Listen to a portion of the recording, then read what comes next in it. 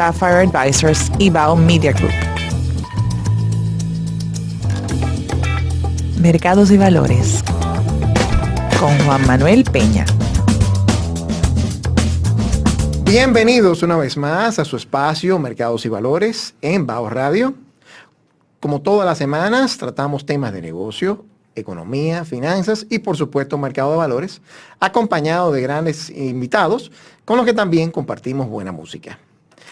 Recuerden que Bao Radio es un portal de contenido cultural y pueden acceder a todo ese contenido que posteamos tanto en YouTube, en Spotify, a través del Linktree en la página de Instagram de Bao Radio, y también ahora pueden accesar a todos los programas de Mercados y Valores en la página de Instagram de Mercados y Valores, mercadosyvalores.rd. Recuerden que Bao Radio se sintoniza todos los días de 5 a 7 por Quisqueya FM 96.1 y los lunes tenemos la participación de Mercados y Valores. El día de hoy la gran protagonista es la República Dominicana y en especial lo que ha sido su desarrollo en las zonas francas. Y qué mejor que el invitado que tenemos a continuación el día de hoy. Nuestro invitado para hoy es Carlos Guillermo Flaquer, viceministro de Zonas Francas y Regímenes Especiales en el Ministerio de Industria y Comercio y MIPYMES. Carlos es una persona que conozco de hace muchos años, quien a su joven edad todavía ha hecho mucho por el desarrollo de República Dominicana, aunque ahora que se está dando a conocer ya por ese servicio a nivel público. Pero a nivel del sector privado ha hecho grandes hitos en el desarrollo de la República Dominicana como un hub logístico. Así que, bienvenido Carlos. Gracias Juan Manuel y un placer estar aquí con ustedes hoy. Excelente, excelente. Bueno, pues Carlos Guillermo, quería primero, antes de comenzar y entrar en el tema, a conocerte un poquitico a ti, que los demás te conozcan. Cuéntanos un poco de tu trayectoria, qué hacías antes de estar en el ministerio, cómo llegas hasta ahí y un poco de ti, de cómo tú... Sí, gracias Juan Manuel. Mira, yo me gradué de la Pucamaima, me gradué de Administración de Empresas, me termino graduando en el final del 2010, yo inicié en el 2006, y luego de ahí parto hacia Estados Unidos a Nova Southeastern University y hice un MBA con un enfoque en emprendimiento, ¿no? De desarrollo de nuevos negocios. Allá tuve la oportunidad de quedarme a trabajar por espacio de 2 años más o menos, y trabajé allá en Microsoft como... excelente. Más que nada en la parte de mercadeo, ¿no? Muy bien. Y eso, ¿verdad? Fue una experiencia muy bonita. Que me dio un insight de trabajar en una gran corporación, ¿no? Como lo es Microsoft, una empresa de altísimo prestigio y muy reconocida. Y bueno, entonces ahí tuve la oportunidad, por coyunturas que se me presentan, de escuchar de una oportunidad que estaba abierta en DP World Caucedo, en República Dominicana. Muy bien. Y esa aún era trabajar en una corporación, sí me iba a dar el espacio para aplicar esos conocimientos aprendidos de desarrollar nuevos negocios, y específicamente en el área del proyecto nuevo que ellos estaban desarrollando en ese entonces, que era final del 2013, del centro logístico de Caucedo. Muy bien. Que lo vi como una oportunidad, ¿no?, de desarrollar un sector que tenía muchísimo potencial y que tienen actores importantes, pero que realmente no se había desarrollado como tal, como una plataforma de distribución regional. Claro. Que era la idea. Antes de continuar ahí, y vamos a abundar un poco más en ese rol, cuéntanos un poquitico de DP World Caucedo. ¿Quién es? ¿Quiénes son? Sí, DP World es una corporación, es una multinacional, que es la tercera operadora de puertos más grande del mundo. Ellos operan más el último dato que tuve eran unos 83, pero eso tal vez ha cambiado, ¿no? Esas son empresas que viven tanto vendiendo como comprando nuevos activos. Así que ellos, pero lo importante es que son el tercer operador de puertos más grande del mundo. Muy bien. Aquí en las Américas manejan alrededor de 8 puertos, 4 en Canadá, Chile, Ecuador, Perú, Brasil, Argentina, en Río de la Plata, y bueno, en República Dominicana, Caucedo. Ahí eso es un puerto, bueno, de primera categoría, ¿no? Así como manejas alrededor de 2 millones de contenedores al año, más o menos, y es top 7 a nivel de Latinoamérica, y el ejemplo que yo siempre doy, que si ese puerto lo pusieran en Estados Unidos, fuera entre el 6º y el 8º puerto más importante de Estados Unidos. Así que eso le da como sí, otra perspectiva correcto, a la importancia de Caucedo. Correcto, una dimensión de lo que es. También, si bien recuerdo, Caucedo nos ha aportado mucho como país al ser también una fuente de lo que es transbordo, que era un negocio que no teníamos tan fuerte antes. Definitivamente, y tal vez no, ¿verdad? Ya saliendo de Caucedo no quiero necesariamente hacer un énfasis en que Caucedo es el único. Hay otros puertos a nivel local, principalmente el puerto de Río Jaina, que también es un puerto de importancia. Pero lo que trajo Caucedo a la mesa, yo creo que ha sido más que nada que aumentó el ancho de banda del país, ¿verdad? Donde el crecimiento que nosotros hemos experimentado en los últimos años y el crecimiento de la misma zona franca que vamos a conversar hoy, no hubiese sido posible de no contar con fuentes alternas de poder entrar y salir del país sus mercancías. Claro. Y eso fue lo que trajo Caucedo a la mesa y bueno, lo trajo de primera mano con un grupo internacional de la fortaleza de ellos. Y obviamente tienen su contraparte de socios locales, que fueron los que impulsaron el proyecto originalmente, y les sirve de apoyo a esa corporación internacional en poder seguir aumentando su presencia en el país. Sí, cualquier inversión internacional de peso, ¿no? Siempre busca una contraparte local, más que nada por el hecho de que requiere tú conocer un poquito el funcionamiento del país, la cultura, en países como el nuestro, donde hay una alta preponderancia de la parte gubernamental, claro. El saber manejar esas relaciones es importante. Y en este caso no fue tanto así de una multinacional que vino a buscar un grupo local, fue más un grupo local que armó un proyecto y bueno, fue a buscar una contraparte global porque necesitaba ese peso que da esa parte, vamos a llamarla así, de una corporación que es experta, ¿no? en manejo de puertos. Y si bien recuerdo, originalmente el socio inicial fue CSX. Correcto. Y cuando DP World compró las operaciones de puerto de CSX, entonces entró al país. Correcto. Y lo interesante de eso es que DP World ha abrazado al país. Justo recientemente estaba inaugurando un nuevo negocio dentro de Caucedo, dentro del área de logístico, el tema del Emergent Latin America, el aire. Sí, ahí estuvimos recientemente frío. Esta semana con el presidente y el ministro Bisono, donde es una nueva inversión que se ha hecho ahí en la parte de la cadena de frío, donde ahí se está desarrollando un almacén refrigerado que viene, vamos a poner así, a apoyar esa iniciativa de hub logístico del país, pero no solamente en carga, vamos a poner llamarle seca, sino que también en la gran oportunidad que tenemos nosotros de convertirnos en una plataforma de redistribución de alimentos también, que sí requiere ese tipo de facilidades. Pero sí hago la aclaración ahí de que ese tipo de inversiones lo estamos viendo, ¿no? Ampliamente, principalmente en el sector logístico, en diferentes puntos, y esto es una prueba más de que vamos caminando, ¿no? De que esa claro. idea que se tenía hace 6, 7 años de poder consolidar el país, que ya tenía una posición geográfica privilegiada, pero realmente no estaba siendo aprovechada, ya poco a poco estamos viendo cómo más y más inversiones vienen orientadas única y exclusivamente a utilizar el país como plataforma. Excelente. Eso que acaba de decir de la ubicación geográfica que tenemos como activo me acuerda a un discurso que tú estuviste preparando hace unos años atrás, donde citabas inclusive al poema de Pedro Mir, de Hay un país en el mundo, colocado en el mismo trayecto del sol. Así que ahí estamos aprovechando eso muy bien. Totalmente, pero el tema de la ubicación geográfica siempre lo menciono, de que mucha gente habla de lo que es esa ventaja que tenemos nosotros, ¿no? Y yo siempre digo es relativa. Uno, porque tú tienes una ubicación geográfica importante relativa a qué, ¿verdad? Exacto. Porque he visitado diferentes países con diferentes propuestas de empresas y de gobiernos, donde ellos siempre hablan de ubicación geográfica estratégica. Uruguay habla de que es una posición geográfica estratégica en Sudamérica.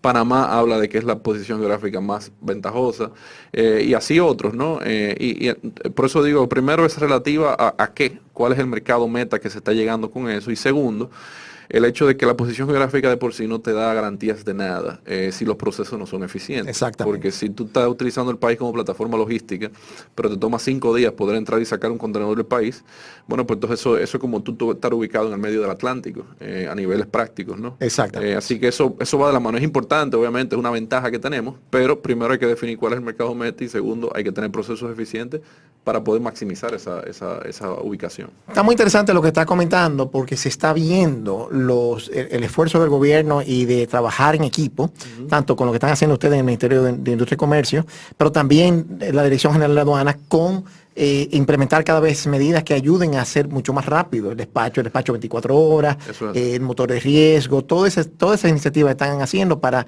mejorar la cadena de procesos que nos ayudaría o facilitaría a que de verdad seamos ese hub logístico que estamos buscando ser a nivel regional. Es correcto, es un enfoque holístico, ¿no? Si solamente se trabaja en una parte, pues nos quedamos, como dicen, cojos, ¿no? Porque lo que te acabo de dar el ejemplo, si nosotros trabajamos en atraer más empresas, en que vengan ahora acá, y las instituciones que controlan lo que es el comercio transfronterizo, como lo es las aduanas, y que tiene un impacto directo en la facilitación de comercio, no hacen lo mismo y no ponen el mismo empeño, pues entonces estamos acéfalos, ¿no? Claro. Y ahí hay que darle un reconocimiento a lo que ha venido haciendo y desplegando la Dirección General de Aduanas con lo que tú mencionas, ¿no? El despacho de 24 horas.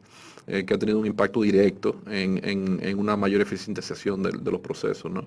Y muchas otras cosas, ¿verdad? Como el motor de riesgo que tú también mencionaste, que ayudan a hacer, vamos a poner la selectividad de la carga, a que la carga que no tiene ningún tipo de riesgo, bueno, pues pueda fluir rápidamente. Claro. Carlos Guillermo, antes de ya pasar a tu rol actual en la parte del sector público, aunque estabas trabajando en el sector privado, con esta iniciativa que requería mucho del apoyo del sector público, ya habías tenido, asumo yo, mucha experiencia directamente con aduanas, directamente con otras entidades.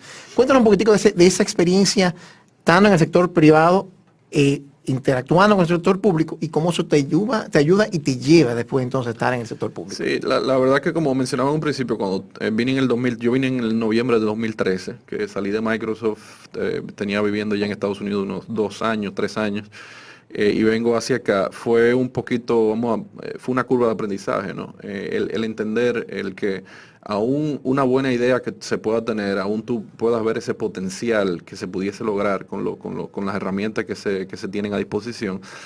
La parte gubernamental es crítica, ¿no? Claro. Y no necesariamente lo que tú estás viendo lo está viendo el otro. Sí. Y también entender de que el gobierno y el Estado busca el beneficio colectivo, no el beneficio particular.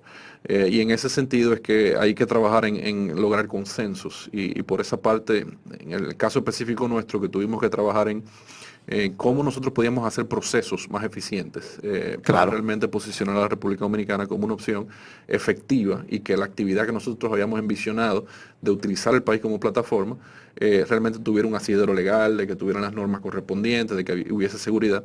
Y en ese sentido ese proceso fue muy arduo. Tomamos prácticamente 1 año y medio, 2 años en poder sacar un marco legal que fuese efectivo, y eso es un trabajo que conllevaba muchísimas cosas, no tanto la parte de gobierno como también el consenso a nivel del sector privado, como una serie de cosas, y no solamente eso, era tener que trabajar continuamente en ir identificando cuáles eran las problemáticas de las diferentes partes para lograr un documento que al mismo tiempo que funcionara, también por otro lado pudiese satisfacer a la mayor parte de las partes involucradas. Así que eso me ayudó mucho en entender bien cómo funciona el gobierno. Primero, Claro. en cuáles son las instituciones que tienen que ver con las cosas, en cuál es el proceso de decisión. Y un sinnúmero de cosas adicionales.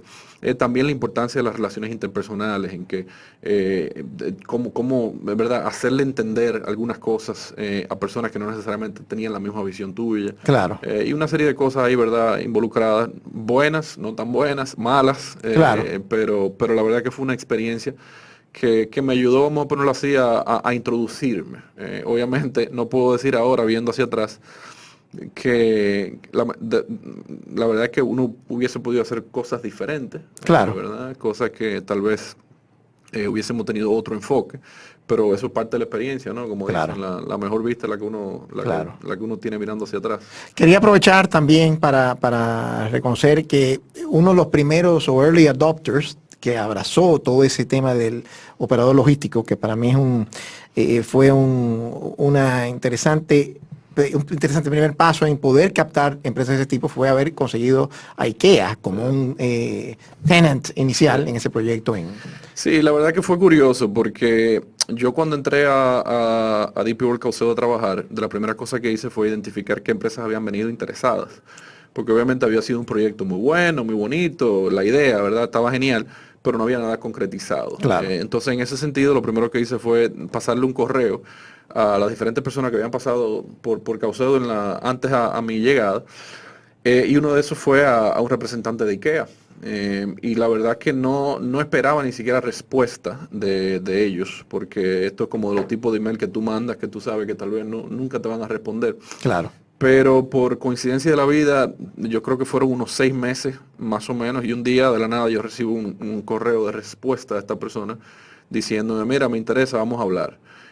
Y a partir de ahí obviamente fue un proceso que duró prácticamente 2 años, donde nosotros por un lado teníamos un interés alto de tener una empresa de este renombre, de este calibre, porque sabíamos el potencial que tenía para consolidar el país, más que nada a nivel de lo que es la apariencia, a nivel externo, de plataforma eficiente.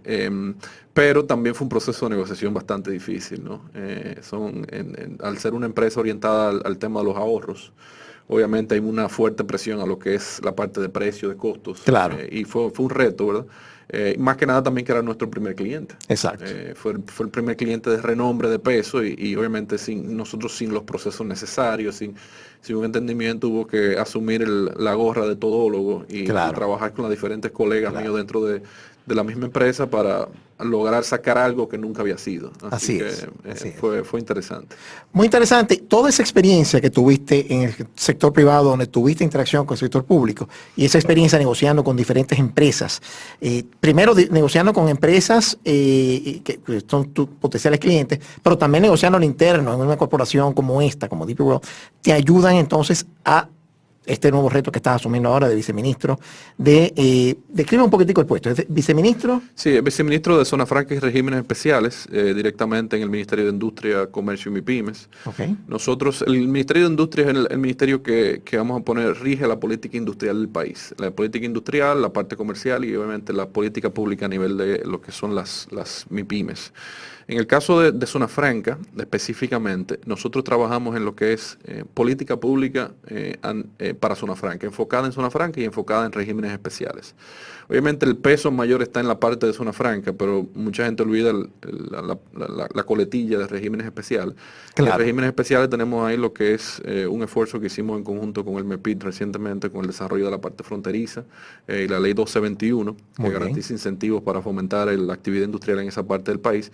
Entre otros regímenes, trabajamos muy de cerca con la parte de cine. Estamos ahora apoyando mucho al Viceministerio de Comercio Exterior con la estrategia de servicios modernos, enfocada en, ¿verdad?, sectores no tradicionales.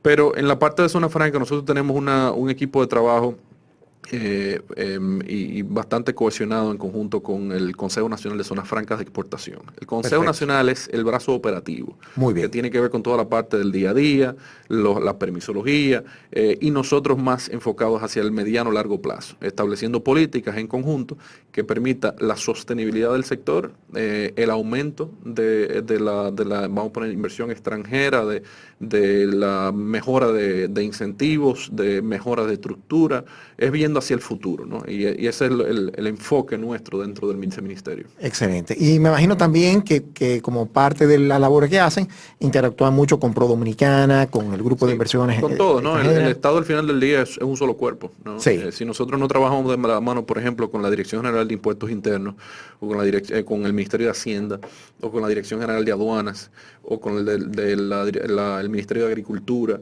con Pro Dominicana, con el Ministerio de Relaciones Exteriores, o sea, al final es un solo cuerpo, ¿verdad?, monolítico, que aún está compuesto de diferentes partes, tiene que trabajar en conjunto para que las cosas funcionen. Así que eso es parte del día a día. Excelente. Y seguimos con nuestro invitado, Carlos Guillermo Flaquer, con quien estaremos hablando sobre el pasado, presente y futuro de las zonas francas en República Dominicana, ya que ocupa el rol de viceministro de Zonas Francas y Regímenes Especiales dentro del Ministerio de Industria, Comercio y MIPYMES. Carlos, estábamos hablando en el segmento anterior de tu trayectoria y de cómo tú terminas ya ocupando este rol en el ministerio. Quería preguntarte un poquito primero que nos contara un poco de este cambio de haber trabajado en una multinacional tanto como Microsoft y luego como DP World a pasar a trabajar en el sector público dominicano. ¿Cómo ha sido ese shock ha sido la verdad que particular, y lo digo no en el sentido negativo necesariamente. ¿Qué tú tienes dentro de una multinacional? Tú tienes, por un lado, una seguridad de trabajo, tú tienes una oportunidad de conocer cómo funciona una empresa de esa dimensión, tú tienes la oportunidad de trabajar con colegas de los cuales se puede aprender muchísimo, con muchísima experiencia. Tú tienes, aparte de eso, buenos paquetes, buenos, ¿verdad?, complementariedades del mismo trabajo. La oportunidad de hacer cosas importantes, ¿no? Una notoriedad y demás.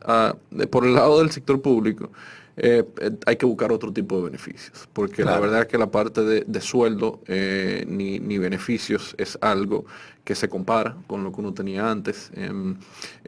Algunas veces la estructura es mucho más compleja por los aspectos burocráticos que en muchos casos son necesarios, en otros, bueno, son heredados. Y la misma fisionomía, ¿no?, de lo que es la parte gubernamental y también la cultura que hay en este país de lo que es ser un servidor público. Claro. Y ser parte del gobierno, ¿no? Sí. Y eso tiene implicaciones negativas, vamos a llamarlo así, en mucha de la percepción de la persona. Pero lo que para mí compensa por mucho es la parte de la experiencia que uno adquiere en conocer cómo funciona el Estado desde dentro, en qué se requiere para hacer algunos de los cambios que uno quisiera. Obviamente uno entra con unos bríos pensando que uno puede cambiar todo, y la verdad es que uno se choca frente a la realidad de que hay muchas cosas que para ser cambiadas necesitan de tu esfuerzo, de tu enfoque, y por ende solamente te puedes concentrar en cambiar eso porque no te va a dar tiempo para todo. Claro. Así que ha sido una experiencia que, vuelvo y digo, compensa por mucho la oportunidad de trabajar para el colectivo, de tú dejar de tú sembrar no solamente para beneficio personal, sino para ese beneficio del colectivo, la satisfacción de tú llevar cosas, proyectos adelante que luego tienen implicaciones donde tú la ves más adelante, que ya empiezan a germinar. Es un sentimiento que, vuelvo y digo, compensa Claro. por mucho esa otra experiencia que uno tenía. Claro, te queda la satisfacción de que estás sirviendo de una manera más directa al país. Correcto. Y cuéntame, Carlos, he notado algo muy interesante de lo que es el Ministerio de Industria y Comercio y MIPYMES, que el ministro se ha rodeado de mucho talento, primero joven, como es tu caso, y también muy capacitado, también como es tu caso, con mucha experiencia del sector privado, también como el caso de Jonathan Burnigal, que es director de gabinete. No, ese sí es malo. Cuéntanos ¿qué han logrado ustedes con todo y eso que explican de la burocracia y todo eso? ¿Qué cambios han podido traer ustedes con esa visión del sector privado? Obviamente también trabajando con talento que ya estaba allá, que del sector público que se ha mantenido también, y han podido crear ese equipo nuevo. No, yo creo que lo que ha hecho es, hasta cierto sentido, recortar mucho la curva de aprendizaje que pudiese ser típico en otros casos. Y me explico porque en el caso específico del Ministerio de Industria, Comercio y MIPYMES, ¿quiénes son los actores con los que uno tiene que interactuar? Son los actores de industria, comercio y MIPYMES, que es los sectores que típicamente uno viene, por lo menos en el caso nuestro, del sector privado. Entonces, claro, eso nos ha permitido a que muchos de los actores relevantes ya los conocemos, tenemos un contacto directo con ellos, y hay una relación ya establecida, entonces claro, hay una confianza establecida. Entonces, muchas de las medidas que se han podido implementar y que el ministro ha llevado hacia adelante, se han podido hacer en mucho menor tiempo de lo que típicamente se hubiese tomado. Aparte de que se ha llevado también un tema de organización, de enfoque y de vinculación con los sectores productivos al final del día, porque claro, son los sectores productivos que están demandando ciertas cosas, son los sectores productivos que tienen identificados cuáles son sus retos, y nosotros como Estado lo que estamos es escuchándolo, identificando cuáles son esas necesidades, y nosotros entonces a nivel interno del gobierno ayudando a solucionarlas. El ministro ha sido muy enfático en esa parte, ¿no? De que de tener claro hacia qué hacemos nosotros y quién servimos, ¿no? Claro. Y claro, en ese sentido, ¿verdad? Como digo, el enfoque ha sido un enfoque de trabajo, de nosotros tener una claridad de acción, de nosotros establecer un plan y luego entonces nosotros poner todo nuestro empeño en salir a ejecutarlo. Fantástico. Ahora quiero pasar ya al tema directo de Zona Franca y quiero empezar primero con el pasado reciente de la Zona Franca. Primero entender un poquitico para todos estar en el mismo playing field o nivel de juego, como dicen, de cómo surgen las zonas francas a nivel internacional en la década de los 60. cómo termina dándose también los pasos para que también se desarrollen aquí en República Dominicana, y comentarnos un poquitico de esa historia y de cómo se empieza ya a formar lo que es la zona franca en nuestro país. Sí, el fenómeno de las zonas francas, más que nada, y yo tal vez lo puedo poner a nivel de un ejemplo. Cuando un país como el nuestro, que en el 1960 y tanto venía saliendo de una serie de situaciones complicadas, de un periodo de Trujillo, que fue unos 30 años, donde estamos pasando por esa transición y acabamos de salir de una guerra civil. Y estaba haciendo una transformación, ¿no? Trataba de integrarse no solamente a la región, sino también al mundo. Y en ese sentido, el querer venir a cambiar la estructura, vamos a llamarlo así, industrial del país, es un como dice un americano, it's a big undertaking. Claro. O sea, es algo pesado y complicado el cambiarlo desde cero, y por eso se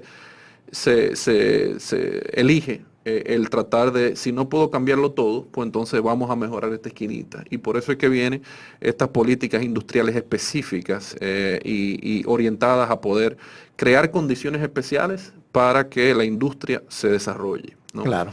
Y en ese sentido eso fue evolucionando, y así mismo ha pasado en el resto del mundo, ¿no? Donde se empiezan a crear zonas económicas por condiciones inherentes de esa zona, porque tenía tal vez una ventaja geográfica, porque tenía acceso a puertos, porque tenía mano de obra en los alrededores, y entonces se desarrollan estas zonas que son como, vamos a llamarlo así, un oasis dentro del gran terreno, para entonces ahí traer a empresas que vengan a realizar sus operaciones y hacer sus inversiones, ¿no? Y eso así ha ido evolucionando. Obviamente este concepto ha cambiado mucho, y ya en nuestro país en particular, que nace en el 1969 en La Romana, con la inversión de Gulf and Western. La Romana, que es de donde vienen ustedes mi familia, los flaqueros vienen de La Romana, ¿sí? Y entonces a partir de ahí es que empieza a evolucionar ese concepto, hasta que es en el 1980, alrededor en esa década de los 80, donde empieza el contexto internacional, que es interesante porque es similar al contexto que estamos viendo hoy día, donde hay una región en turbulencia, ¿verdad? En ese momento estaban la parte de Irán contra, aquellos un poquito más mayores se acordarán de esos momentos, y donde había una inclinación hacia la izquierda, vamos a ponerlo así, en la región. Claro. Y donde había una cierta preocupación, había una preocupación contundente de los Estados Unidos de que el comunismo se estaba entrando en el patio, vamos a llamarlo. Sí, en the backyard, como dicen. Correcto. Entonces, en ese sentido es que nace lo que es la iniciativa, el Caribbean Basin Initiative. Correcto. Por las siglas de CBI, que es prácticamente un incentivo a empresas por parte del gobierno de Estados Unidos, un incentivo a que las empresas se vengan a ubicar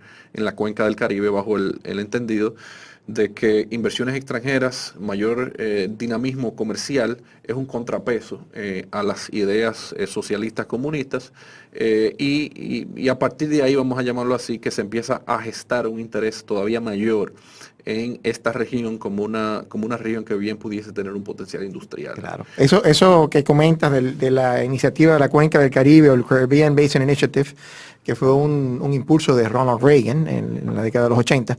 Recuerdo en el año 90, que todavía tú estabas bien pequeño, me imagino, para esa época. Nací en el 87. Imagínate, tú tenías 3 años. Yo estaba ahí empezando en la universidad, y fue un seminario que tenía la embajada americana, donde estaban hablando sobre la evolución de la cuenca del Caribe.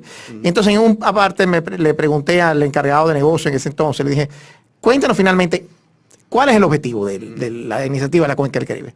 Y la respuesta fue better neighbors to live with. O sea, tener mejores vecinos, básicamente buscar, apoyar, como tú dices, el desarrollo económico para sacar fuera cualquier riesgo de lo que era el comunismo.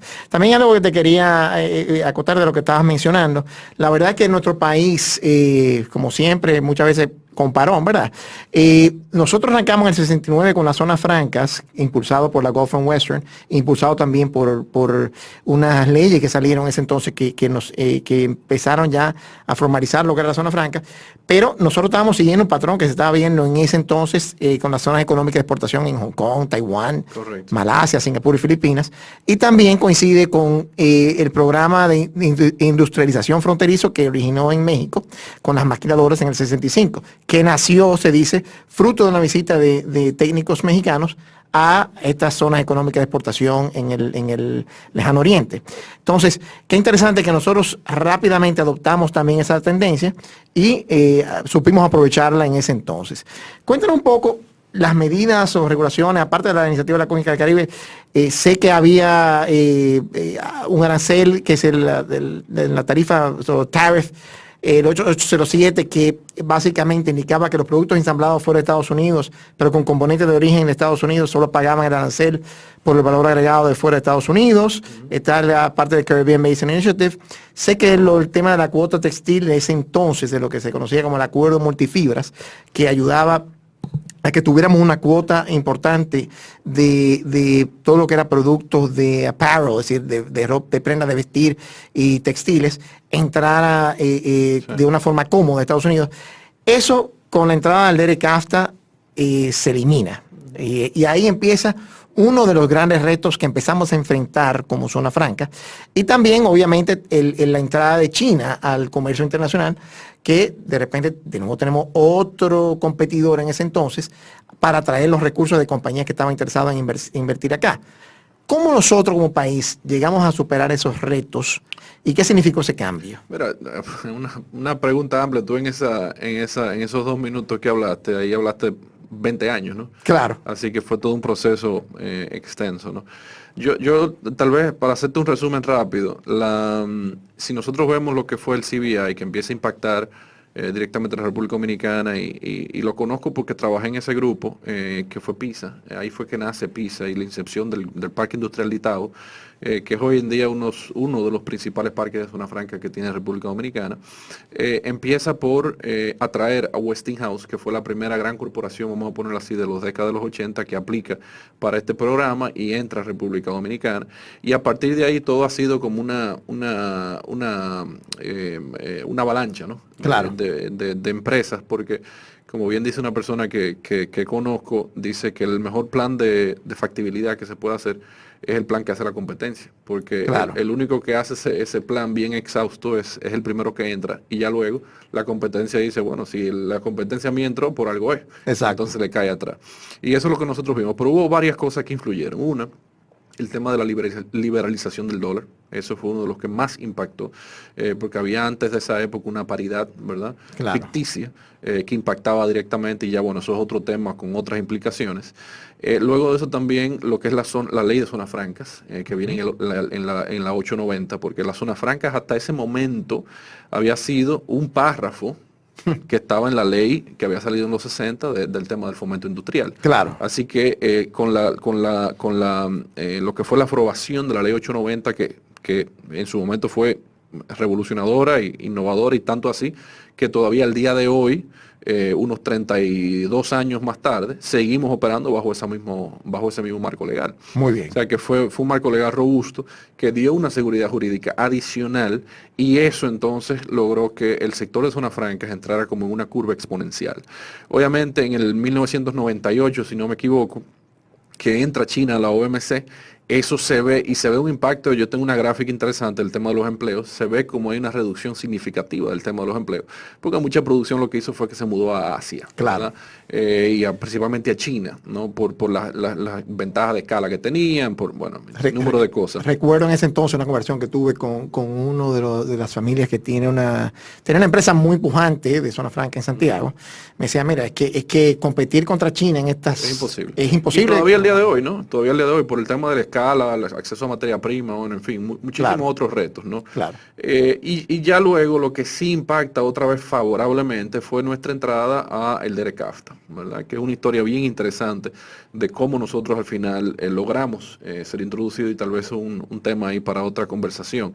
Pero eso es ya prácticamente del periodo 2003-2005, y ahí entonces empezamos a ver nuevamente un crecimiento exponencial de la zona franca, que se vino el impacto de la burbuja inmobiliaria del 2008, luego de la crisis en el 2012, pero se ven pequeñas fluctuaciones, pero lo interesante es que después de cada una de estas crisis vemos como hay un repunte. Un bump hacia arriba. Correcto, un repunte. Y en el caso nuestro de la zona franca hemos visto esa evolución, y tal vez siguiendo, bueno, esto ya es un tema del presente, pero viendo cómo ha evolucionado todo lo que es el sector de zona franca. Ahora, siguiendo con eso, una de las cosas que nosotros logramos como país, que es importante, y obviamente cada país que empieza con una estrategia de zona franca tiene el reto de que, bueno, a medida que el país se va desarrollando, los salarios promedios van a ir aumentando, entonces te saca de competencia de servicios o productos o ofertas de procesos que son de muy labor intensive, de mucho capital humano, a otro tipo de oportunidades. Entonces, en el caso nuestro, si bien reducimos la cantidad de empleos y bien reducimos lo que se ha reducido la participación de lo que es las exportaciones por lo que es prenda de vestir y textiles, sí hemos visto un cambio a otro tipo de servicios de otro tipo de composición.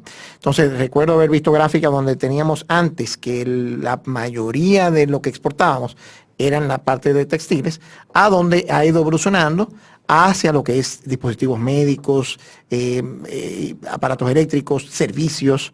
Cuéntanos un poquitico de esa evolución, cómo ha ido y qué ha significado tanto para el desarrollo, encadenamiento de la zona franca con otras empresas locales, desarrollo de talento. Sí, lo que ha habido en la zona franca es realmente impresionante, en el sentido de que, y poco conocido, yo diría, porque las personas se sorprenden cuando nosotros mostramos algunos datos de lo que son las zonas francas hoy día. Mucho del dominicano se quedó con la imagen plasmada de esa zona franca textil, que fue lo que realmente tuvo un boom en su momento. Pero realmente hoy en día las zonas francas somos el primer exportador mundial de tabaco, ¿verdad? El tabaco se cultiva en zona franca, es un tabaco ampliamente reconocido en el mundo entero. Claro. El primer exportador de switches, de switches eléctricos a Estados Unidos. Nosotros tenemos aquí una corporación que es Eaton, donde es grandísima, y muchos de los circuitos eléctricos de las casas en Estados Unidos son fabricadas con material y componentes que salen de la República Dominicana. Somos el segundo exportador más grande de Latinoamérica de velas. La mayoría de las velas que ustedes ven en las diferentes marcas de Estados Unidos, cadenas de Walmart, Pottery Barn y demás, son fabricadas aquí. Wow. En República Dominicana. Somos también el tercer exportador de dispositivos médicos más grandes grandes de Latinoamérica,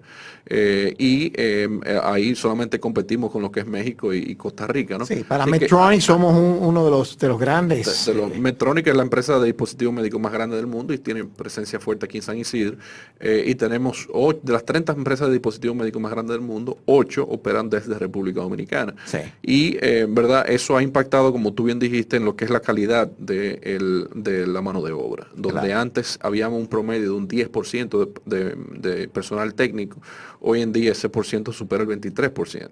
Y eso impacta a que hay una mayor necesidad de técnicos, hay una mayor necesidad de ingenieros, nosotros tenemos casos de éxito donde hay más de 50 dominicanos que han sido exportados, donde trabajaban antes empresas acá, que luego fueron movidos a casa matriz. O sea que ya es un talento, y gran prueba de eso era que hace 15 años, 20 años, tú ibas a una de estas empresas multinacionales y todas, si no la gran mayoría, tenían sus gerentes que eran extranjeros. Claro. Hoy en día eso no existe. La mayoría son dominicanos. No quisiera pecar de eso, pero estoy 100% seguro que más del 95% son dominicanos que han ido creciendo con la corporación. Excelente. Carlos, ya quiero entrar en lo que es el presente de las zonas francas, y el presente tiene un componente importante, que es el gran reto que vivimos como país, y es el tema del COVID-19. Ese tema lo viviste tú directamente cuando asumes ya tu rol de viceministro, cuando estábamos justo en ese proceso de la pandemia. Cuéntanos un poquitico primero cómo afectó al país la pandemia y en específico las zonas francas, lo que fue el COVID-19, y luego de eso, cómo afrontó el nuevo gobierno y tu rol particular esta crisis, tanto para manejar la zona franca y cómo lo personal tú asumiste ese reto. Sí, las implicaciones que tuvo el COVID a nivel económico para nuestro país están ampliamente documentadas, ¿no? Y creo que para enfocarme tal vez y ser más específico y hablando de Zona Franca sí fue afectado. Fue afectado cuando inician los confinamientos ya a final de marzo, y ahí empezamos a ver, tal vez ya en marzo, empezamos a ver un decrecimiento, vamos a llamarlo así, del impulso que llevaba las exportaciones de Zona Franca. Y ya para abril y mayo, con gran parte cerrada, aunque hubo empresas que nunca cerraron, principalmente las enfocadas en temas de dispositivos médicos, que se mantuvieron operando al 100%, bueno, no debería decir al 100%, pero con un gran porcentaje en medio de la pandemia. Ya a partir, y esto es lo asombroso, ya a partir, se ve un impacto fuerte en abril, se empieza también a ver un impacto en marzo, pero ya menos que abril, y ya en mayo, y ya para junio empezamos a ver que se estaban equiparando ya con lo que había sido el año pasado. O sea que prácticamente fue el impacto que tuvo, fue un impacto de un mes y medio, 2 meses, de un impacto importante. Ya a partir de junio empezamos a experimentar por 11 meses consecutivos exportaciones récords en Zona Franca. Un fenómeno que poca gente pudiesen comprender, pero nunca en la historia de República Dominicana se había exportado tanto que en esos meses que siguieron inmediatamente la pandemia y todavía en medio de la pandemia, porque lo que se recuerdan aquí, todavía junio, julio, estábamos totalmente confinados en nuestras casas, donde los sábados ya a partir de las 3 de la tarde había que estar en su casa, bueno, en fin, o sea, estábamos todavía en el meollo de lo que fue la pandemia.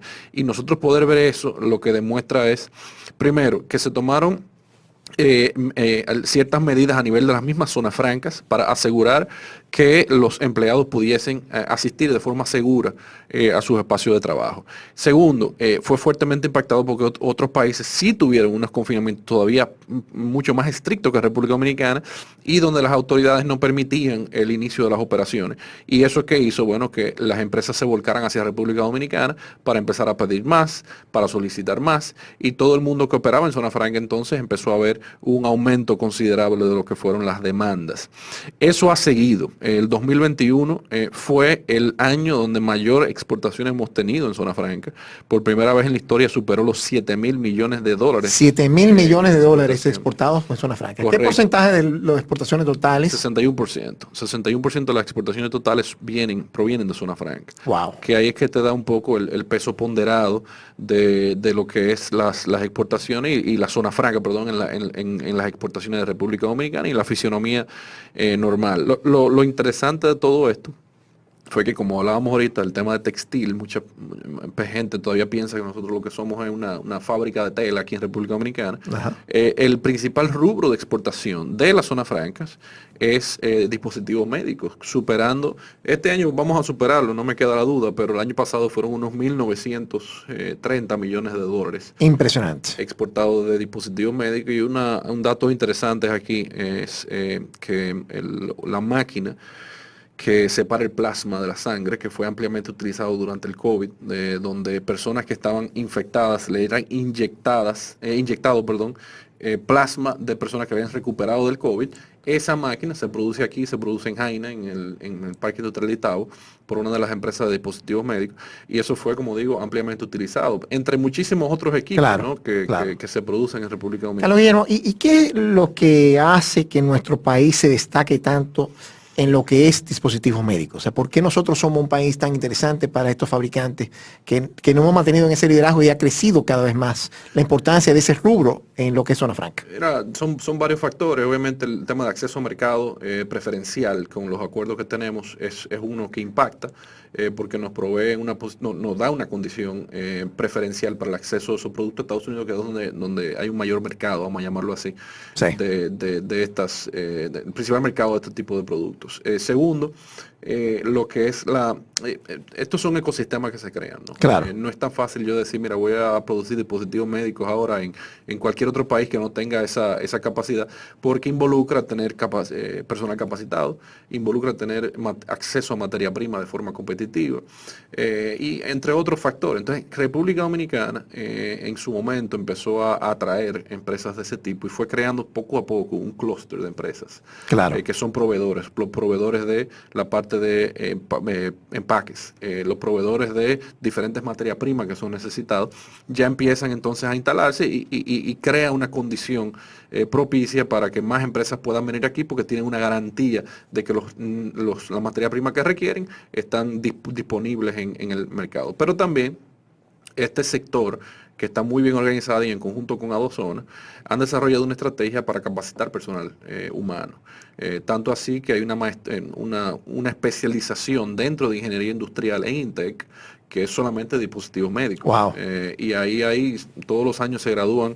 Yo tuve la oportunidad el año pasado de participar de la graduación y fueron unos 80 jóvenes, si no me equivoco, donde 98% ya tenía trabajo asegurado. Y lo interesante de eso, como mencionaste en el segmento anterior, donde tenemos muchos dominicanos que cada vez más se están desarrollando, tanto como líderes dentro de la República Dominicana, pero también líderes fuera de la República Dominicana. Correcto. Por su gran trayectoria. Entonces, digamos que así como hemos sido líderes produciendo buenos bateadores y buenos jugadores de pelota, también estamos desarrollando buenos ejecutivos y talentos en esa industria, que de repente seremos reconocidos como un país de talento alto en ese negocio. Correcto, y lo que hablábamos ahorita de la logística, ¿no? El tener actores confiables logísticos, el tener acceso, el tener rutas marítimas que lleguen de forma competitiva, impactan directamente a qué tan competitivo es el país en ciertos rubros. En el caso de dispositivos médicos es de esa forma, ¿no? Así que, vuelvo y digo, no es un solo factor,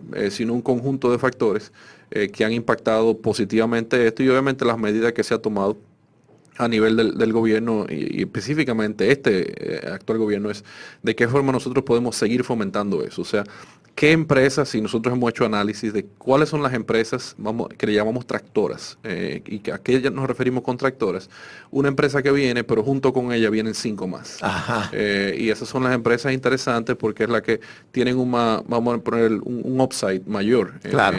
Un beneficio marginal adicional, porque al ser de cierto tamaño, los suplidores dicen, no, yo no quiero perder esta cuenta, yo quiero seguir proveyéndole a este cliente, claro. Entonces yo me voy a instalar junto con ellas a ese país.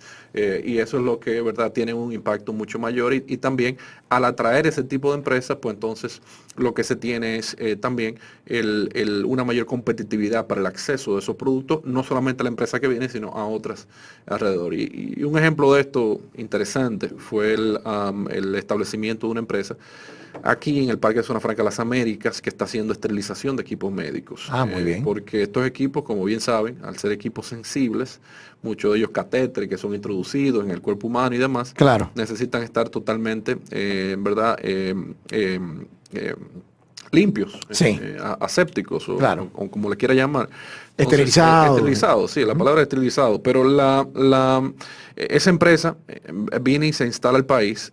¿Por qué? Porque la mayoría de los equipos médicos tenían que haber sido trasladados tanto a Puerto Rico, a Costa Rica o a otras localidades dentro de Estados Unidos para poder ser esterilizados. Y ya con esto, entonces reduce muchísimo los costos que les costaba claro. de tener que esterilizar esos productos. Así que eso aporta mucho más a este clúster de aparatos sigue fomentando médicos. El ecosistema, tanto así que esa empresa ha tenido una demanda altísima y ya está viendo programas de expansión de su propia facilidad. Excelente. Muy buena noticia, muy bien. Cuéntame, Carlos Guillermo, cuando ya entonces asumes tu rol, trae de la mano primero, estos contactos de WhatsApp, lo que era antes un Rolodex, pero todos estos contactos, toda esta experiencia, para poder trabajar y de la mano tanto de Pro Dominicana y conjuntamente con otros elementos, empezar a buscar atraer otras empresas. ¿Cómo ha sido ese proceso? ¿Qué dicen estas empresas de nuestro país? ¿Qué es los selling points más importantes que tenemos?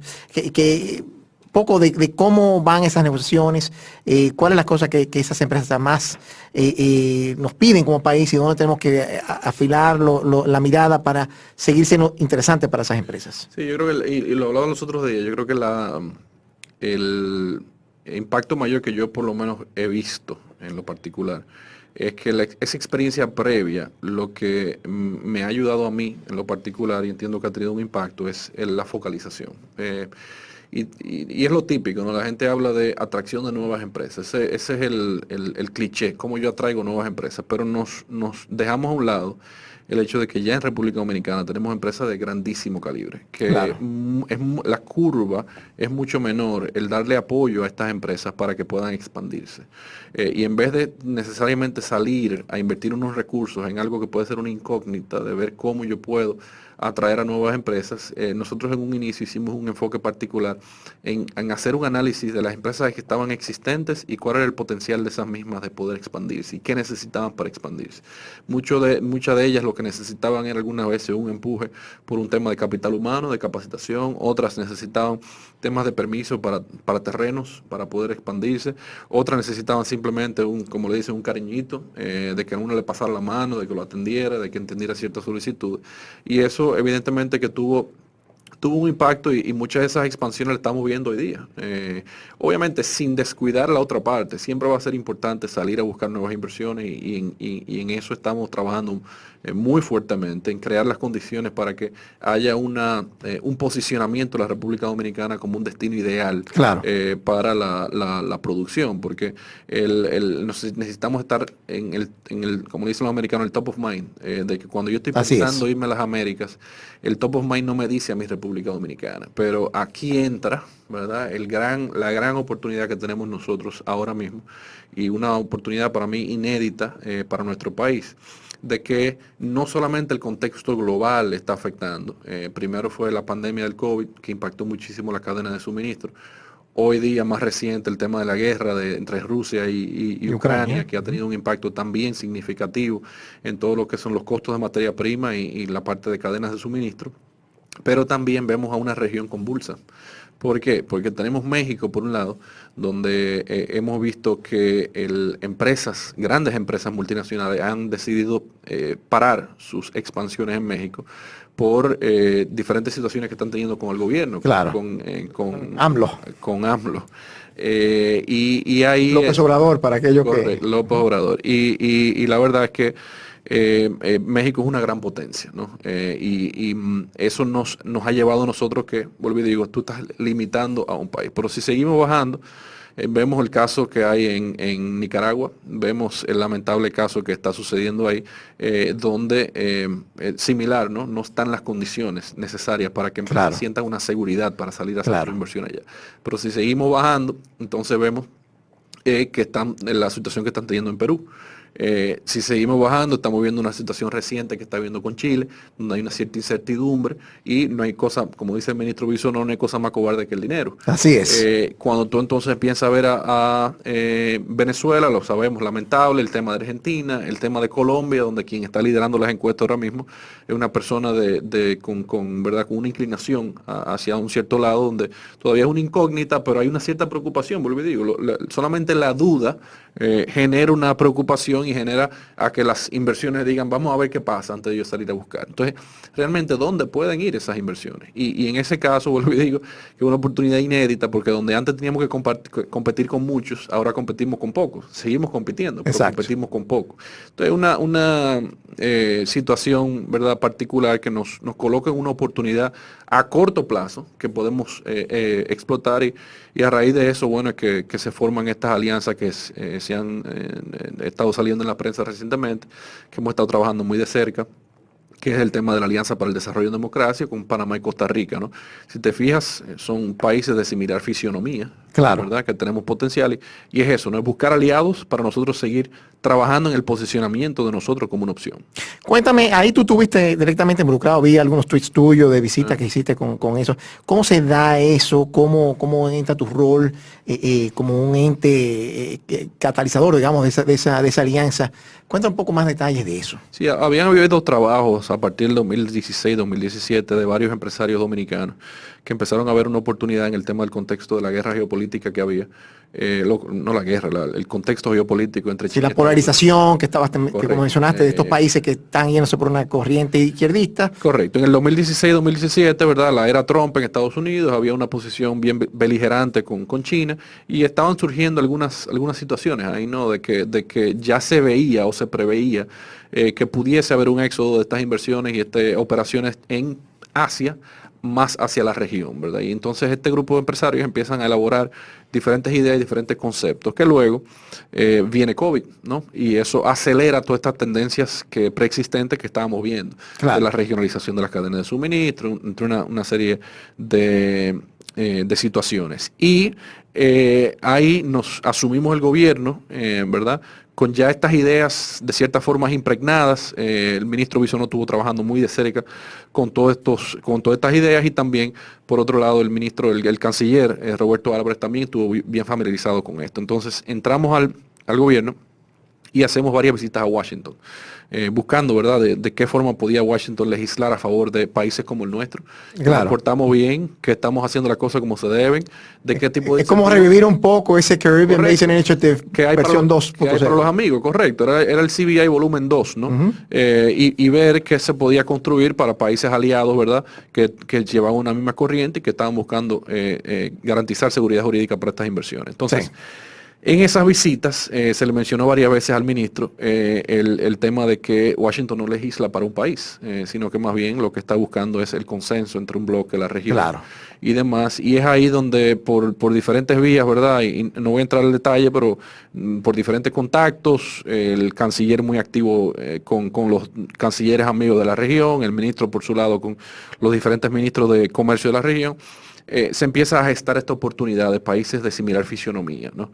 Costa Rica y Panamá y República Dominicana, si se ponen a ver, aunque somos distintos en muchas cosas, tenemos una posición dentro del Caribe privilegiada, tenemos estabilidades democráticas, tenemos seguridades jurídicas, tenemos una vocación hacia la inversión extranjera, tenemos presencia de multinacionales importantes y en conjunto, y esto es un dato súper interesante, si nosotros solo como República Dominicana somos el sexto socio comercial más importante de Estados Unidos en la región, nosotros los tres juntos, Panamá, Costa Rica y República Dominicana, automáticamente nos convertimos en el tercer socio comercial más importante de Estados Unidos en la región, solo superado por México y por Brasil, donde México y Brasil ambos tienen más de 250 millones de habitantes. Claro. O por ahí, no tengo el dato exacto. Y México está en la frontera y tiene un tratado directo. Y demás, y todo lo demás. Pero somos el tercer socio comercial con solo 20 millones de habitantes. Porque si tú sumas los 10, 11 de República Dominicana, más los 4 o 5 de Panamá, más los 4 o 5 de Costa Rica, lo que hacemos 20 millones y somos el tercero. O sea que eso te demuestra, ¿verdad?, el potencial que tenemos nosotros tres países trabajando en conjunto, que compartimos valores, que compartimos una cultura, vamos a llamarle de cierta forma similar. Pues bueno, tenemos una fuerza mucho mayor y así ha sido, ¿no? Claro. El presidente Biden lo mencionó en el Summit of the Democracies en diciembre. ¿Y la vicepresidenta? La vicepresidenta envió un video para la cumbre en Costa Rica reciente y en solo 7 meses ya los presidentes se reunieron 4 veces. O sea que eso te demuestra el compromiso que hay y muchas de las iniciativas que estamos trabajando se han desprendido de esos trabajos en conjunto. Sí, es bueno que ha habido una renovación de ese acercamiento con Estados Unidos. Carlos, ahora quiero que hablemos sobre el futuro de las zonas francas, tu visión de las zonas francas. De hecho, estuve viendo un análisis que hizo el Banco Mundial enfocado en la República Dominicana y viendo el desarrollo de las zonas francas, donde hablaba sobre el futuro de lo que era el próximo paso de zonas francas. Y zonas francas decía que, bueno, empiezan siempre en industrias de muchos procesos de intensidad en trabajo, o sea, labor intensive, y luego evolucionaban a otro tipo de productos como estamos hoy por hoy en estos aparatos dispositivos médicos, y al final terminan ofreciendo ya lo que es soluciones logísticas, y de donde tú vienes, de tu origen, y donde hay un gran impulso a nivel de país que estamos haciendo con esto. Sí, bueno, varias cosas ahí. El ministro Bisonó ha estado ha sido muy enfático con eso y el presidente Abinader también en aprovechar al máximo el contexto actual del nearshoring. Sí. Y yo creo que para nosotros hay muchísimo, que ya lo estamos viendo, ¿no? Para nosotros ya el nearshoring es una realidad en República Dominicana. Hemos visto más de 5 inversiones americanas recientes, de capital americano, de empresas americanas, que unas nuevas, otras existentes que han ampliado considerablemente sus operaciones, y ahí están los números, ¿no? Vemos cómo el año pasado Zona Franca creció más de un 30%, ¿verdad? Comparado con el 2019, año previo a la pandemia, y este año, ya en el primer trimestre, lo hemos superado por un 25%. O sea, el récord del año pasado lo venimos ya a superar este año. O sea que, ¿cuántas empresas de Zona Franca tenemos hoy por hoy? son alrededor de unas 700, no tengo el dato exacto, pero 750 y tantas, con unos 80 parques industriales. 80 parques industriales. 80 parques de Zona Franca. Si teníamos 79 antes de ayer, y en la reunión del Consejo de esta semana se firmó un parque nuevo que es Interlogística, que ahí vamos viendo, ¿no? Y tal vez aprovecho eso para mencionar cómo las Zonas Francas han ido evolucionando, tú mismo lo decías, ¿no? Donde antes era un componente muy alto de textil, luego pasamos a un modelo donde hay muchos dispositivos médicos, electrónicos, pero también ha habido vamos a poner un auge de lo que son las zonas francas de servicios. Claro. Igual. Y no estoy hablando de las zonas francas de servicios que son estrictamente call center, no. Ha habido una evolución a lo que es ya más lo que se llama el contact center, donde no es necesariamente alguien en un teléfono, sino más bien un tema de desarrollo de softwares que van ayudando a las diferentes personas que tienen una necesidad. Yo mismo que utilizo tal vez ciertos productos de incidencia americana, y por decir eso, un American Airlines, tú tienes una pregunta de algún vuelo o lo que fuese y no te está respondiendo un agente, sino más bien un bot o algo automático, hasta tanto tú no necesitas una asistencia de una persona, y ya eso es una persona que está mucho más filtrada porque tú vas específicamente a lo que tú necesitas. Claro. Entonces eso lo estamos viendo mucho aquí en República Dominicana también, donde hay un desarrollo de software, hay desarrollo de videojuegos, hay un sinnúmero de cosas asociadas al cine, por ejemplo, que están ha sido parte de esta estrategia nacional de de exportación de servicios modernos que ha fomentado el ministro Bisonó, buscando esa evolución de las zonas francas a lo que va hacia el futuro, ¿no? Ahí que tú mencionas el tema del cine, recuerdo, la semana pasada estuve viendo la película que filmaron acá, una de las tantas que filmaron acá, Sí. que es Lost City of D. The Lost City, Sí. exacto. La película no me encantó, pero amén. Ojalá esperemos que la calidad de la película que se sigan filmando acá aumente. Pero sí es importante, meritorio, que tuvimos actores de calibre como Brad Pitt, como Jennifer... Sandra Bullock, perdón, y el Channing Tatum. Pero viendo los créditos, porque eso es lo que más me interesaba al final, ver todo este componente de labor humana dominicana. Había se veía todas las personas dominicanas que trabajaron en ese desarrollo, en esa industria, en esa película, pero también hubo un espacio donde se veían muchos nombres de la India, que eran los que estaban haciendo la parte de gráfica y todo eso. Y eso es algo que nosotros como país, a medida que sigamos desarrollando el cine, también desarrollamos talentos que puedan aportar. Sí, ese es el encadenamiento, y tal vez no para dividir la atención con este tema de cine, que la verdad que ha sido impresionante el auge que se ha tenido en los últimos 2 años con el tema del cine y las inversiones que se han visto. Es un tema de encadenamiento, ¿no? Cómo nosotros logramos que ese impacto que tengan esas producciones que vienen de fuera, similar a lo que es una empresa de zona franca, cascaden todavía más a la economía. En el caso del cine sabemos obviamente todo el tema de las habitaciones de hoteles que tienen que ser, claro, y las rentas que tienen que hacer, los equipos y la catering, inclusive. Catering, una producción tiene tema de vestimenta, tiene tema, y estoy hablando del set, ¿no? De armar el set, y estoy hablando de cosas físicas. Claro. Hay muchísimas otras cosas involucradas como edición de sonido, edición de la colorización, la edición del video, y un sinnúmero de cosas adicionales, ¿verdad? Que a medida de que nosotros tengamos más y capacitemos más, vamos a poder ser capaces de atraer más de eso.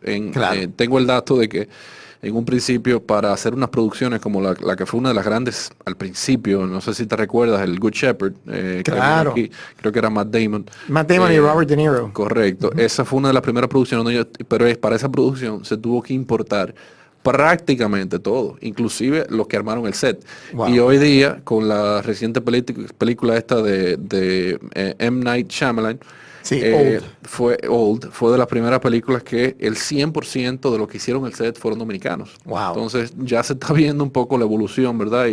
Y la necesidad de colocar esos incentivos para poder fomentar una industria como esa. Pero volviendo al tema de zonas francas y el potencial que vemos con esto es exactamente eso, ¿no? Cómo nosotros entendemos primero las tendencias que están fuera, que están sucediendo, y cómo nosotros trabajamos a nivel interno para maximizarlas. El esfuerzo que estamos haciendo en el marco de la alianza y los trabajos de promoción que vienen con eso, y todo el tema del consejo empresarial que se está conformando, no solamente entre líderes empresariales de los 3 países, sino también trayendo a la mesa a empresas americanas con inversiones en nuestro país, pues da el terreno, lo pone fértil para nosotros poder entonces aumentar las inversiones y la atracción de este tipo de operaciones para acá. Así que, resumiéndote, ¿verdad?, esa parte, no solamente lo trabajo con el tema de nearshoring, sino el esfuerzo que se está haciendo desde el Ministerio de Industria, Comercio y Pymes para enfocarnos en los sectores aspiracionales, ¿no? Cómo nosotros trabajamos para sentar la base para que esa tendencia que hoy vemos, que es tal vez una tendencia que se ve una proyección, el día de mañana sea una realidad, como es toda la parte de servicio moderno. Y dime una cosa, Carlos Guillermo, si fuéramos a soñar, ¿cuál sería la compañía o compañías que te gustaría que tengan presencia en República Dominicana? Bueno, que obviamente muchas, ¿no? tengan historia de buscar sus procesos en otros países. Son muchas, la verdad, y tal vez no me enfoco necesariamente en una empresa en particular, pero sí pienso en un sector particular. Okay. Y con el auge que te ha tenido ahora el tema de energías renovables, ¿verdad? Con la conversación sobre la sostenibilidad y sobre lo que ha sido el auge de la adopción de vehículos eléctricos, ha surgido un tema de crítica importancia, que es el tema de las baterías. Es un ejemplo que mucha gente entiende, sencillo, en el sentido de que ya no es solamente generar la electricidad, ya el reto ahí no es, en ese sector no es la generación, donde antes el costo de instalar un panel era alto, donde habían otros costos involucrados y tecnologías que todavía no habían sido desarrolladas. Ya ese no es el problema. El fabricar un panel es mucho menos costoso que lo que era hace 5, 6 años, tal vez hace 3 años, tan reciente. El tema es cómo yo almaceno esa electricidad.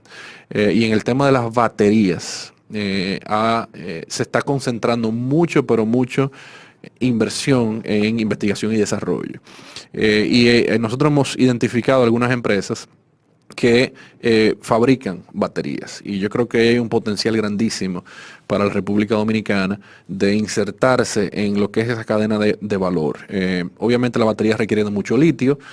Es una materia prima existente en Sudamérica, no existente en nuestro país, pero existente en Sudamérica, y bien puede ser República Dominicana un punto desde donde se puede empezar a fabricar baterías de última generación que tomen ventaja de nuestra proximidad relativa a la fuente de esa materia prima, que es los países en América del Sur, pero definitivamente que yo le veo ahí por el rango de utilidad que tiene eso. O sea, no solamente para el tema de almacenamiento de energía de la parte de generación fotovoltaica, sino también por el auge que están teniendo los vehículos eléctricos, donde ya el factor de diferencia de un vehículo eléctrico es la autonomía que te da.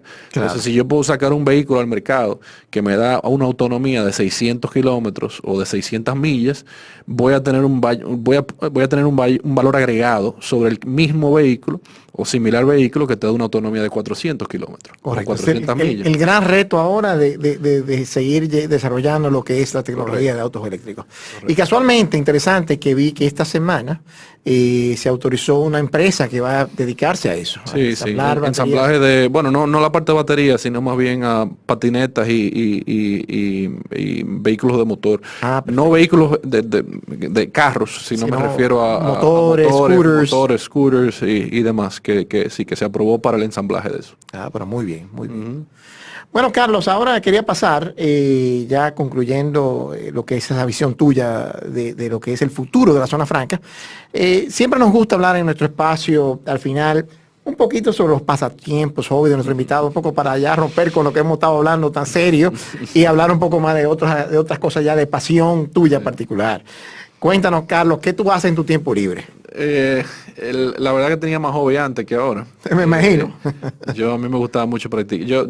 Siempre fui deportista y practicaba muchos deportes, pero el golf... ¿Cuál es el golf? Bueno, antes practicaba mucho baloncesto y tenis. Bueno, la estatura te ayuda con el baloncesto. Yo fui chiquito hasta tercero de bachillerato.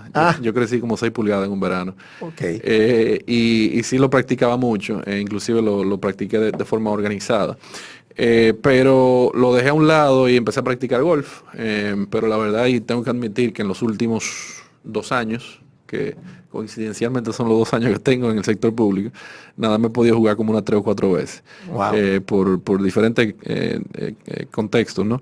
Pero lo que sí me apasiona y lo practico mucho porque me da la flexibilidad, que no le tengo que dedicar mucho tiempo, sino más bien lo integro a mi vida, es la fotografía. Sí, soy apasionado de la fotografía.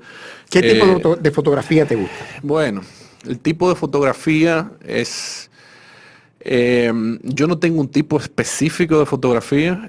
A mí lo que sí me gusta y estoy muy adentrado, y cualquier fotógrafo te podrá decir que pasan por ciertas evoluciones. Claro. Siempre empiezan por algo. Yo empecé mucho por tema de landscape, o sea, de fotografía del medio ambiente y demás, pero fui evolucionando más hacia una fotografía minimalista. Y ese es el reto mío que por lo menos eso es lo que estoy explorando ahora mismo en la faceta actual, donde estoy utilizando mucho el tema de las sombras y me gustan los enmarques más cerrados, ¿no? Pero te gusta hacer, por ejemplo, fotos que tú estás de viaje y de repente viste algo con tu celular ahí tomaste, o tú sales con tu cámara a buscar ese tipo de cosas. Ambas, yo salgo, hay veces que sí lo hago, pero yo trato de hacer un viaje al año. A mí me gusta mucho hacer también, entre otros mis hobbies, hiking. Okay. Y hago eso, entonces una vez al año sí hago una parte y me voy a algún sitio sin señal con una mochila y mi cámara, y ahí sí le dedico mucho más tiempo focalizado a eso.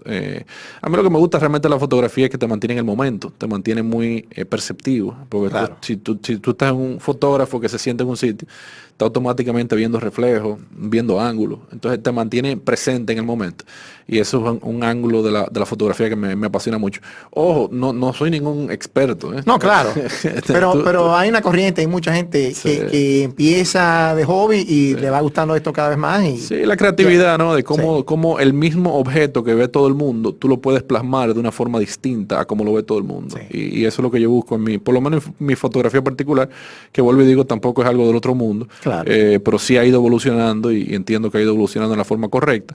Es que alguien vea la fotografía y la tenga que ver 2 veces. Exacto. Porque no la entiende necesariamente de un principio. Y cuando la entiende, que haga una reacción como que, wow. Eso es lo que yo en lo personal busco. Casi como un Trump Lawyer. Correcto, es que mi fotografía genere esa emoción, ¿no? Que genere ese sentimiento de ¿qué es esto? Luego que lo entienda, porque no puede ser algo abstracto, por lo menos en la mía no me gusta necesariamente el abstracto, pero sí que cuando lo vea lo entienda, entonces se sorprenda del hecho de que... Procese, mira, esto es lo que es, pero mira lo que es. Correcto. Eso busco. Mira, Carlos, y cuéntanos qué libros te gusta leer, te gustaría recomendar, o qué series has visto interesantes que quieras compartir. Usualmente y sencillo, ¿no? A mí me gusta leer, leo mucho, no tanto como quisiera, pero sí leo. A mí me gustan mucho las biografías. Yo soy fanático de las biografías. Tiendo a tratar de leer cosas de la vivencias de alguien.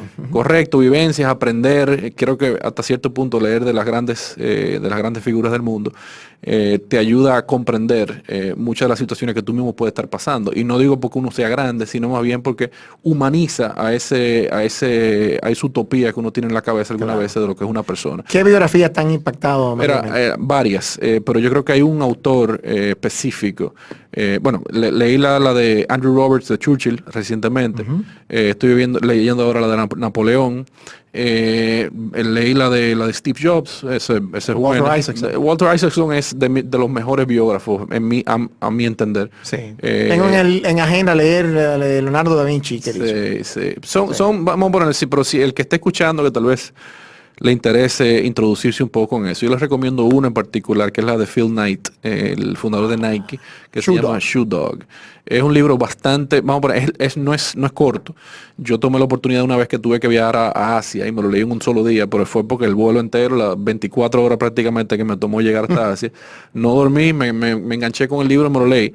Pero la verdad que es un libro que es como lo que le llaman el easy read, Claro. que realmente me impactó mucho, porque me hizo valorar mucho más lo que es el crear una empresa desde cero y transformar una idea en una realidad. Y la verdad que es un storyteller muy importante, ¿no? Y ahí también hay otra que es Writer of a Lifetime de Bob Iger. Esa la leí, muy buena. Que esa es interesante. Y vuelvo a digo, son cosas que uno se puede introducir. Esa fue muy interesante ver cómo él negoció tanto con George Lucas o Steve Jobs para comprar Lucasfilm y Pixar y todo eso. Correcto. Excelente, pues Carlos. Y bueno, de la serie les recomiendo una que vi en estos días, Ajá. que está en Amazon Prime, bueno, con Showtime, Ajá. que es la de Super Pumped, que es la historia de Uber, que es interesante. Ah, interesante. Sí. Yo estuve viendo en estos días We Crashed, que es la historia de WeWork. Sí. También muy interesante, está en Apple Plus. Bueno, entonces, Carlos, cuéntanos de tus redes. No, bueno, Twitter. yo tengo una crítica grandísima en el trabajo porque por lo menos mi Instagram, aún yo estoy ahora mismo en una función política, no es nada política. Ahí tú no vas a ver ninguna foto de personas, sino que a mí realmente la red social de Instagram yo lo utilizo para subir mi fotografía. No lo hago con mucha frecuencia. Ahora estoy haciendo un intento de subirlo un poco más porque es una pasión que tengo. Claro. Pero en mis redes de Instagram, que se llama mi nombre, Carlos Guillermo Flaquer, podrán ver algunas de mis fotografías. Y ya en Twitter sí estoy un poquito más activo en la parte, vamos a poner, de la función actual. Y mi Twitter es C. Guille Flaquer. Excelente. Bueno, queremos dar las gracias primero a todos los que nos han estado escuchando y los que nos han estado viendo también por YouTube, cuando esta entrevista se sube a YouTube. Así que primero un agradecimiento a ellos. Segundo, agradecimiento a nuestro invitado de hoy, Carlos Guillermo Flaquer. Muchas gracias por acompañarnos, por tu entusiasmo y toda la información que nos ha brindado en el día de hoy.